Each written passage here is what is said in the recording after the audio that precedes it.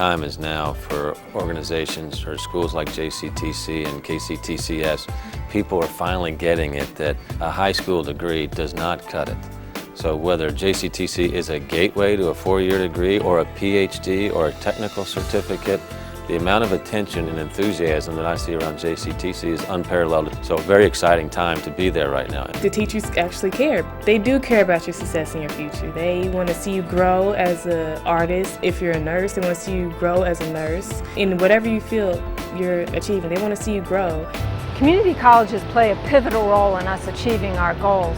Not only are they open to encourage many people who may not have thought about college to come, but they also are training people for the manufacturing and technical jobs that we need to increase our economic vitality. Recently, Mayor Jim Gray in Lexington and I created the Bluegrass Economic Advancement Movement. BEAM is what we're calling.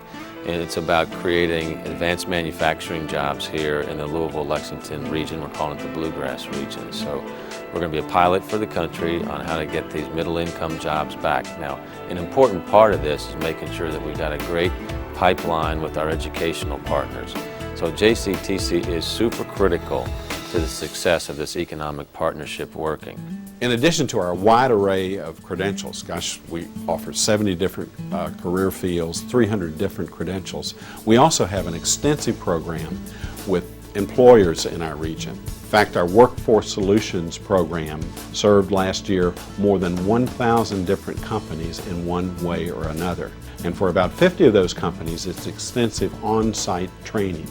We work with all the major companies in our region, including Ford Motor Company, Toyota is a major partner, and then hundreds, literally hundreds of medium and small businesses. And so the college's reach is through its students, preparing them for the workforce of the future and for transfer, and through direct economic development through the support that we provide for employers. Like all healthcare organizations, Norton's totally dependent on the existence of a high-quality workforce in multiple specialties, and we really rely on JCTC to provide us those kinds of individuals in a lot of different fields.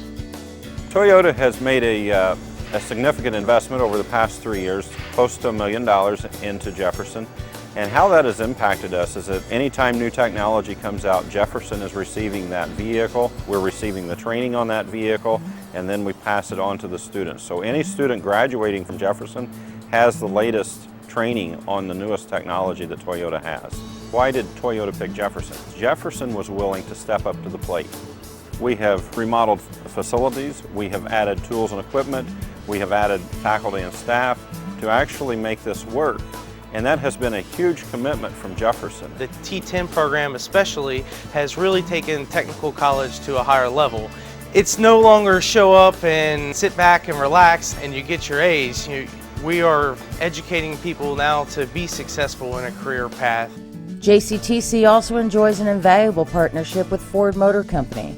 Ford Motor Company's Louisville assembly plant is undergoing a $600 million overhaul that will eventually make the facility one of the most flexible, technologically advanced plants in the world. Jefferson Community and Technical College has been an integral partner in training their employees to work effectively in this new environment. I think JCTC is a very entrepreneurial organization. A lot of new programs started, a lot of initiatives, a real interest in building a strong student base. We've come a long way in the last 10 years at the college, and I think there's every opportunity through an expansion of partnerships with other private organizations to see that continue to grow. You know, we have 6 campuses, and every one of those campuses is extraordinarily important to its respective community, and every one of those campuses has a campus master plan. And every one of those campuses has just enormous grassroots community support. A great example would be the Carrollton campus. Just this past year, the community raised $300,000 that we coupled with a similar amount from KCTCS and purchased an absolutely beautiful piece of property adjacent to General Butler State Park. A new facility for that campus is right at the top of the state's capital priorities list, and we're very optimistic, and we're going to persist until this dream becomes a reality to build a new campus in Carrollton. Well, a lot of our facilities are now aging and getting to be about 40 years old. We need special attention needed to this building. This building actually opened in 1901. so there's a lot of needs. This building's 110 years old this year. The other facilities that were built in the early 70s are also getting to the point where building systems, heating and air conditioning, upgrades to the science labs, which are desperately in need to be updated to meet today's standards for instruction as we prepare students to go out into the workforce. And they're not there right now. We desperately need to upgrade these buildings. This campus opened in 1968, and it opened in this building. This building was not built for the college.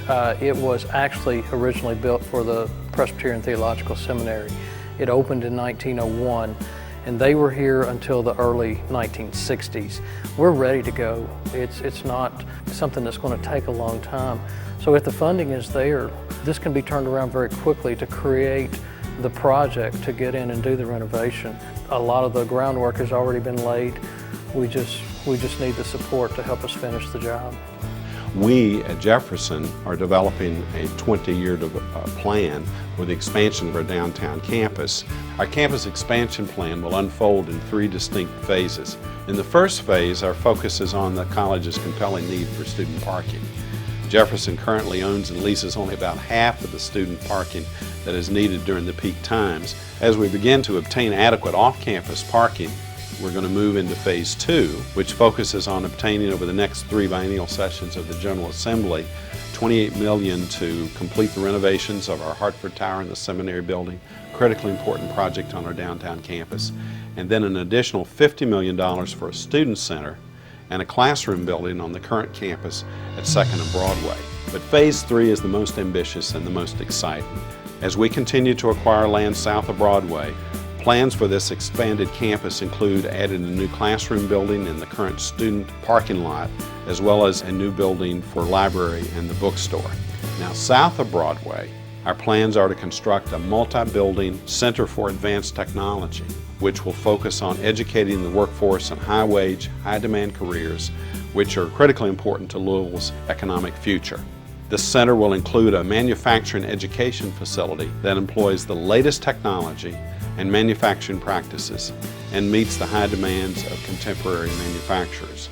So JCTC comes with this plan that is awesome, very exciting, and then you know that they can deliver because that's what they've been doing for the last decades.